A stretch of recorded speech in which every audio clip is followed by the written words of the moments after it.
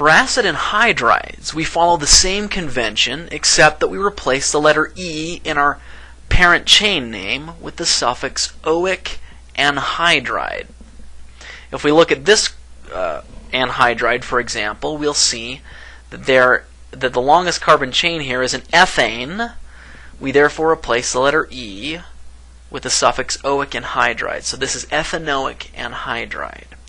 You'll notice that this parent chain is a benzyl group, so we therefore call it benzoic anhydride.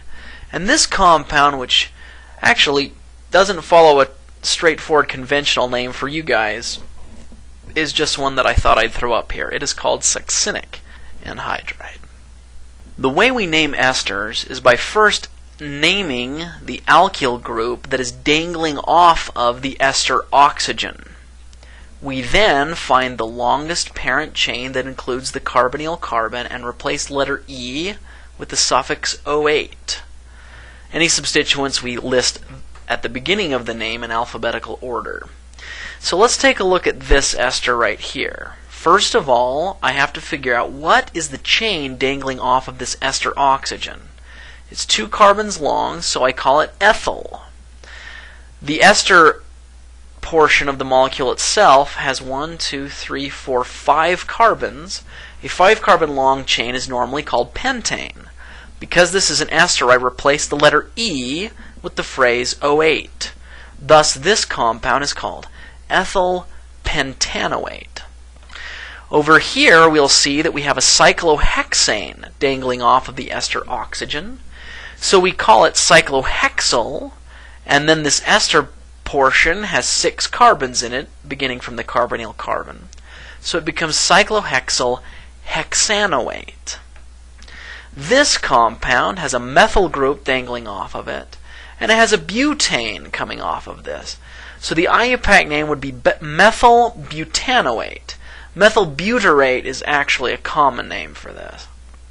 This ester has a methyl group coming off of it and 3 carbon long chain that we would normally call propanoate. So the IUPAC name would be methyl propanoate, or if you're using common nomenclature, methyl propionate.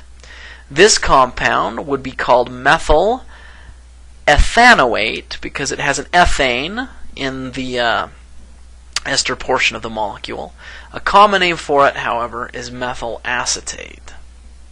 Amides follow the same convention except that we replace the letter E with the suffix amide. We can see this exemplified in these various examples. This compound has 2 carbons long in its chain that includes the carbonyl. 2 carbon long chain is normally called ethane. We would replace the letter E with the suffix amide. Thus, this compound would be systematically named ethanamide. The common name for it is acetamide. This compound has 6 carbons long in its chain, including the carbonyl. That is a hexane. We replace the letter E with amide, so it is called hexanamide.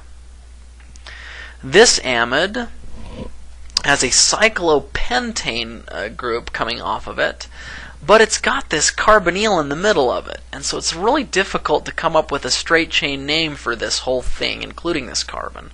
So the way we handle that is by considering this cyclopentyl group to be almost like a substituent. We call it cyclopentane carboxamide. Carbox is a phrase that denotes this carbonyl in the middle. Now here's an amide that's kind of interesting. This is an amide that has a methyl group coming off of the nitrogen itself. How do we handle that? Well, we name the base amide itself by counting how many carbons there are in the parent chain. There are 3. So it is a propylamide or propanamide. But then to denote that there is a methyl coming off of the nitrogen, we at the beginning of the name put an italicized letter N with the substituent name methyl. So it's N-methylpropanamide. This is another example like that. We consider the cyclohexane to be one group, this carboxy group to be in the middle, and the amide has 2 ethyls coming off of it. We therefore would name it N, N diethyl cyclohexane carboxamide.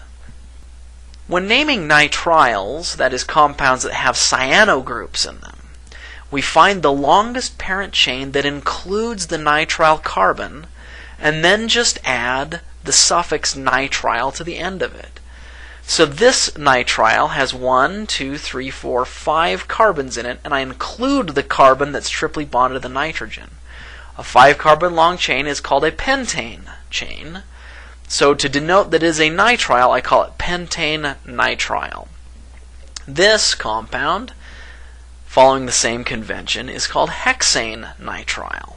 This compound would be called butane nitrile, or if you're using common nomenclature, is known as butyronitrile.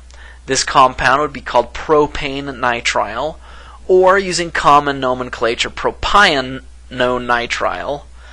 That's kind of weird. And this compound would be ethane nitrile, commonly known as acetonitrile. This seems like a great place for us to conclude this part of our lecture. Before doing so, however, I wish to leave you with some practice problems which I won't solve for you here. For help, please feel free to consult me in class. After you're done with this video, I hope that you'll go on to part 2 of Chapter 17.